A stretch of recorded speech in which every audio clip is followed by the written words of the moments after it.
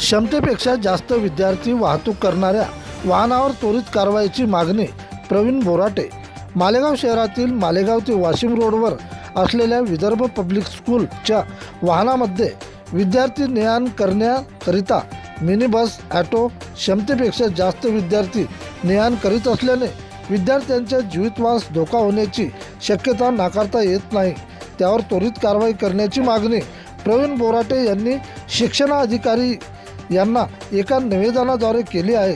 सविस्तर असे की शैक्षणिक क्षेत्रातील विविध शाळांमध्ये विद्यार्थी ने-आण करण्यासाठी मोठ्या प्रमाणात शाळेचे खाजगी वाहन, मिनी व्हॅन, ऑटो रिक्षाचा वापर करून त्यामध्ये क्षमतेपेक्षा जास्त विद्यार्थी कोंबून नेल्या जातात।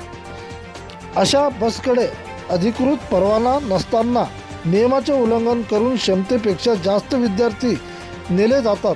तसेच उच्च न्यायालयाने शालेय बस वाहतुकीसाठी मार्गदर्शन तत्त्वे अशा प्रकारे पाहिजे: खिडकी जाळ्या, प्रथम उपचार पेटी किंवा फिन प्रमाणपत्रे, स्पीड लिमिटचे असणे आवश्यक असते। परंतु शाळा प्रशासन याकडे जाणीवपूर्वक दुर्लक्ष करीत आहेत।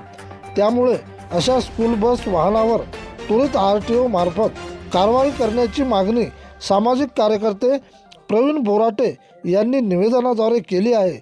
यांनी शिक्षणाधिकारी जिल्हा परिषद वाशिम, पालकमंत्री दत्ता भरणे वाशिम, जिल्हाधिकारी, जिल्हा प्रादेशिक परिवहन अधिकारी RTO यांना देण्यात आले निवेदन।